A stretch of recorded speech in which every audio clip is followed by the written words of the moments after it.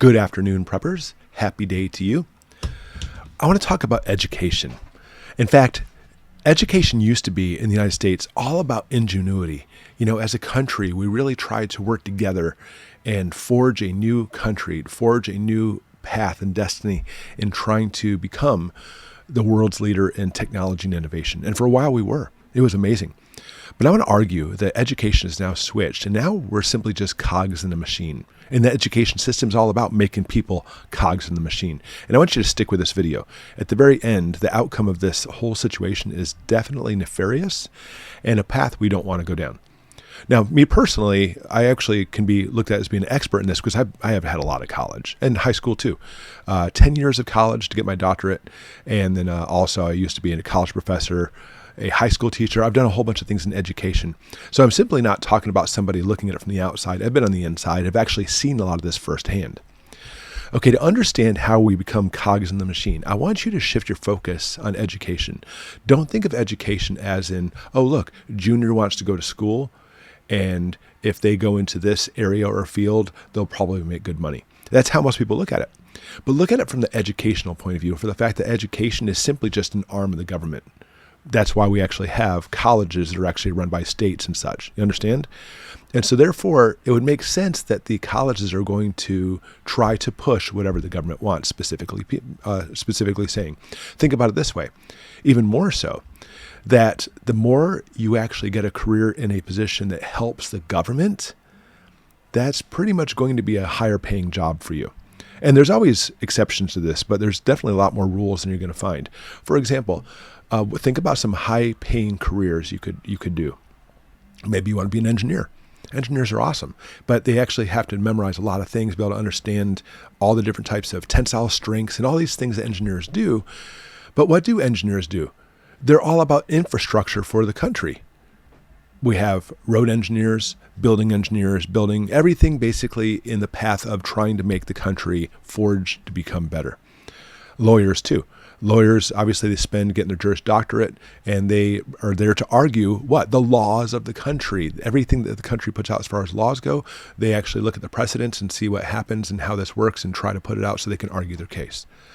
Physicians are all about putting out what the government narrative is, specifically for the fact the last 2 years, and I can't say this on YouTube, you know I can't, the things that the physicians have put out saying you need to follow this and do this, or really bad things are going to happen.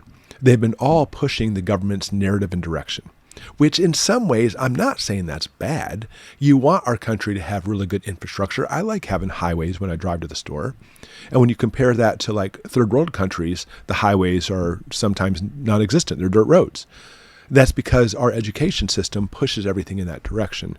And for the longest time, the United States was a world leader, and in some cases it still is, in helping out developing countries in that direction.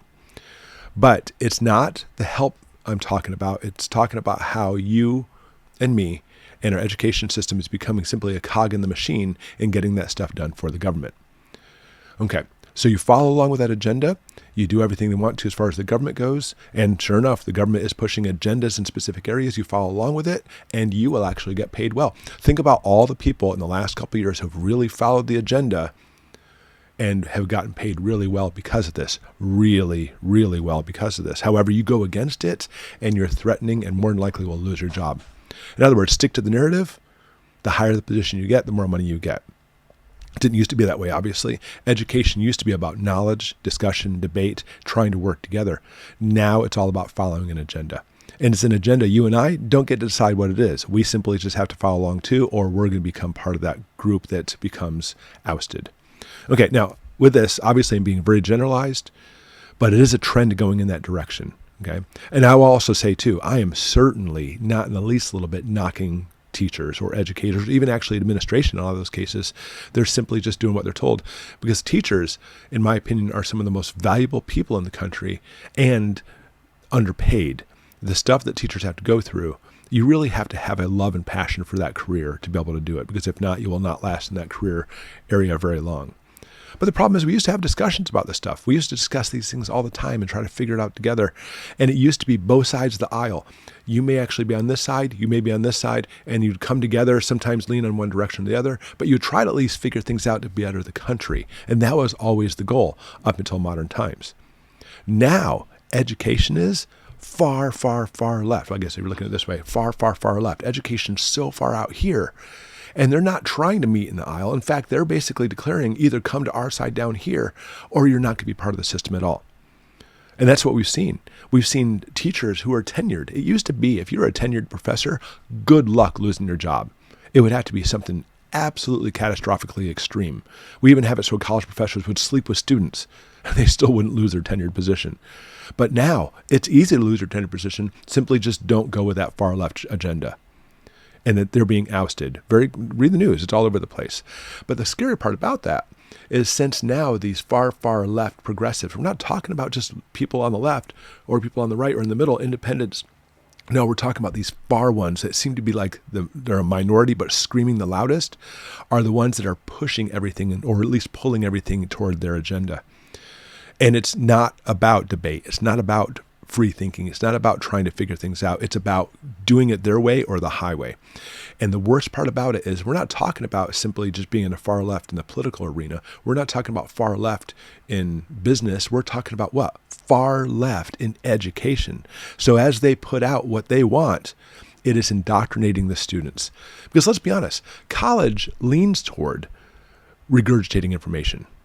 Let's be honest about this. I mean, does it actually try to make it so the students will think for themselves? Of course it does. Try to actually come up with new ideas? Of course it does. But look, you sit through a college class. In the college class, the teacher lectures for an hour and a half and said, this is what you need to know, and then you're tested on how much of that you memorized. It's a regurgitation thing. Now, the really good college courses, the good professors are the ones who don't follow along that scheme and try to get you to think for yourself. But again, if that thinking for yourself doesn't follow along their agenda, you're out too. So what we're finding is this far, far, far left is trying to indoctrinate the students. I shouldn't say trying, they're succeeding. And we're actually coming up with, ready for this term, a huge army of students who went to college, who will be running the businesses and everything else, who are now indoctrinated with this agenda. And it's funny because they'll come across and say, they try to make it look like, oh, I am such a knowledgeable person, I know all these things. But all they're really doing is simply just regurgitating the things they learned in school. They simply go through and say, oh, they won't say, my teacher taught me this. They'll simply say, this is the way it is. Almost like they gave that thought themselves. But it's not. They were actually infiltrated by those teachers. All right. It's really interesting how they really think they're having their own thoughts and actually coming up with something new. It's not anything new at all. All the stuff's coming around. Again, I'll show you in just a minute. Okay. Now, worse yet. As this trickles down, we see this happening in high school, middle school, elementary school now too. We definitely see the school boards pushing those agendas as well.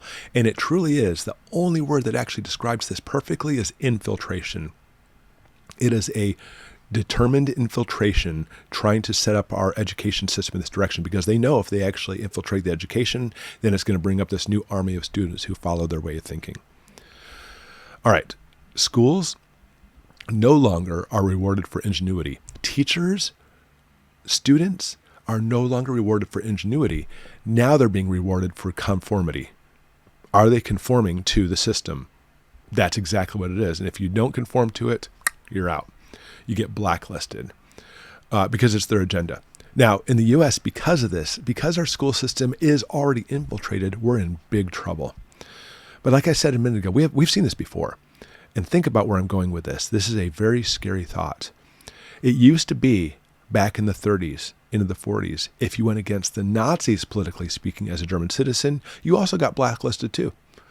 Blacklisted into a concentration camp or a death camp. I mean, one and the same, obviously, in those situations, but that's definitely what's happening. Now, I think a lot of people in America would basically say, oh my gosh, the atrocities. And I think a lot of preppers think we're heading in that direction of concentration camps, but we're already there. We're already in that direction. The difference now is if you go against conformity, go against the system politically speaking, go against these far, far left educators, you're already blacklisted.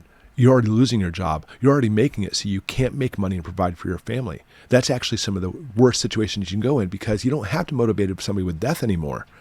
We can just motivate it with you is your family's going to starve. That's what's going to happen. You're going to be blacklisted from your community. All those works you did, all those peer-reviewed journals are now discredited, and you're basically nothing. Think about it. It's what's coming, even though it's already here. Now, here's the scariest part, and I want you to think about this. As preppers, what are we declaring? As preppers, we're declaring we don't trust the government. And I don't mean necessarily politically. I don't necessarily mean we need to go out and have a protest. I'm not saying that at all. We're simply saying, hey, government, even if you're doing this peacefully in your own house, I don't trust you, government. I don't think your best interests are in my interest, so therefore I need to prepare. I need to stockpile food and water and other things too, because I don't trust you, government. So guess what? You are now in that group of somebody not becoming a cog in the machine and going against that conformity. Think about that. It's no wonder YouTube and Facebook and all these other things too are blacklisting us. That's why. We're not part of their cog in the machine. In fact, we're one of those giant wrenches in the cog in the machine sometimes. And as things grow worse, they're going to be coming after you and coming after me. This is not paranoia. This is not fear-mongering. This is history dictating our current reality. I guess the question is, how are you going to prepare for this and what's coming? Go ahead and put it in the comments below. I'd like to see what you're thinking.